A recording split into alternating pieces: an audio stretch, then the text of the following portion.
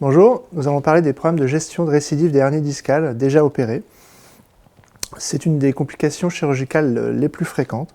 Elle est estimée entre 3 et 16% selon les différentes études. Nous n'avons pas observé de différence entre la chirurgie conventionnelle à ciel ouvert et la chirurgie endoscopique pour ce type de complications.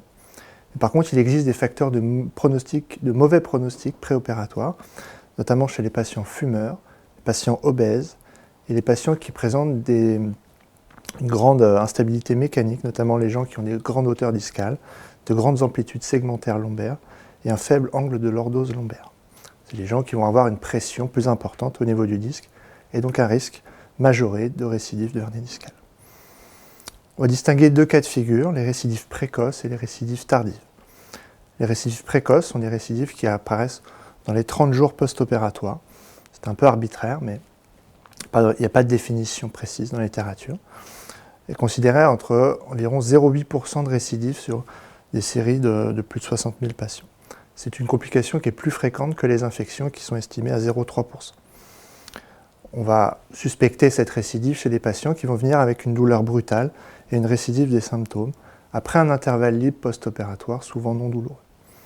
C'est un patient qui va reconsulter aux urgences le plus souvent ou à la consultation un peu en catastrophe. Quand on voit ces patients, il ne faut pas hésiter à leur demander un examen d'imagerie. Il ne faut pas sous-estimer ou mésestimer cette complication. Et ne pas hésiter donc à demander un examen complémentaire.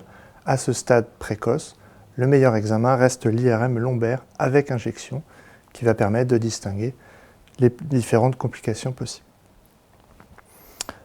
Dans l'IRM lombaire injecté, on va pouvoir voir différentes images.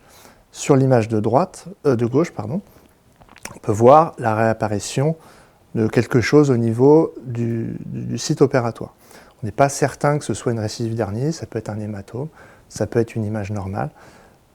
Sur l'image de droite, on voit par contre avec l'injection qu'il s'agit bien d'une récidive d'une hernie discale au contact de la racine. Dans le cas de la récidive précoce post-opératoire, la prise en charge sera quasiment systématiquement chirurgicale. On n'hésitera pas à réopérer ces patients. La chirurgie est d'autant plus facile qu'on ait un délai court post-opératoire, qu'il suffira la plupart du temps de faire sauter les points de suture pour retrouver le site opératoire et enlever la récidive d'hernie discale et rendre un patient de nouveau indolent. C'est plus difficile à mesure que la cicatrisation avance avec la fibrose qui va apparaître. L'autre cas de figure, c'est la récidive tardive. C'est le patient qui va venir vous consulter des mois, voire des années après une opération d'hernie discale, pour de nouveau des symptômes qui vont apparaître. C'est une récidive qui survient le plus souvent de manière progressive, mais ça peut apparaître aussi brutalement. C'est un patient qui va souvent débuter un traitement médical oral, comme une hernie discale de novo. Pour ce qui est des traitements médicaux, on est assez limité puisque les infiltrations épidurales sont aujourd'hui non recommandées. Il y a des recommandations de l'AFSAP qui ne recommandent pas d'infiltrer les dos déjà opérés, ou en tout cas pas avant avoir un avis pluridisciplinaire. On peut éventuellement infiltrer ces patients par le hiatus sacro-coccygien, mais sur des niveaux un peu élevés, c'est parfois inefficace. Et puis là, on n'hésitera pas non plus à demander un bilan d'imagerie, notamment une imagerie complète avec à la fois IRM, scanner, radio et parfois un électromyogramme. L'intérêt, ça va être déjà de faire le diagnostic de récidive d'hernie discale, d'éliminer les diagnostics différentiels, notamment le problème de sténose canalaire qui est la situation la plus fréquente chez des patients qui viennent reconsulter des années après une intervention pour hernie discale, puisque ça va être tout simplement de l'arthrose qui va apparaître. Et puis ça va permettre de préparer une éventuelle reprise chirurgicale. L'intérêt d'avoir un bilan à la fois sur les parties molles mais aussi sur les parties osseuses va nous permettre de préparer cette reprise. Et puis ça va permettre de faire le bilan des discopathies adjacentes pour voir s'il y a nécessité ou pas d'arthrodèse. Le plus souvent, là aussi, le traitement est chirurgical, dans plus de 90% des cas. Le choix de la reprise reste discuté et un peu à la discrétion du chirurgien. On peut soit reprendre en faisant une dissectomie par la voie d'abord originelle, que ce soit ciel ouvert ou endoscopique.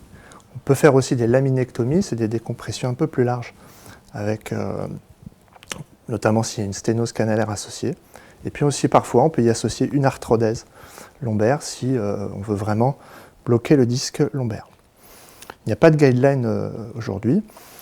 Les résultats sont similaires à court terme pour quelle que soit la technique chirurgicale, mais par contre la durée de séjour est un peu plus longue et la rééducation un peu plus longue dans le groupe arthrodèse. Par contre, le risque de troisième récidive est plus élevé dans le groupe hernie discale reprise simple plutôt que dans le groupe arthrodèse. Donc, en conclusion, les récidives d'hernie discale sont beaucoup plus fréquentes qu'on ne le pense, entre 3 et 16 %.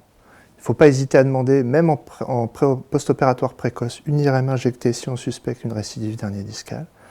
Il faut éviter d'infiltrer les rachis déjà opérés, il y a des recommandations là-dessus. Et la prise en charge, c'est essentiellement une prise en charge chirurgicale avec soit une reprise de dissectomie, soit une arthrodèse. Il n'y a aujourd'hui pas de consensus sur cette question. Voilà. Je vous remercie de votre attention, merci.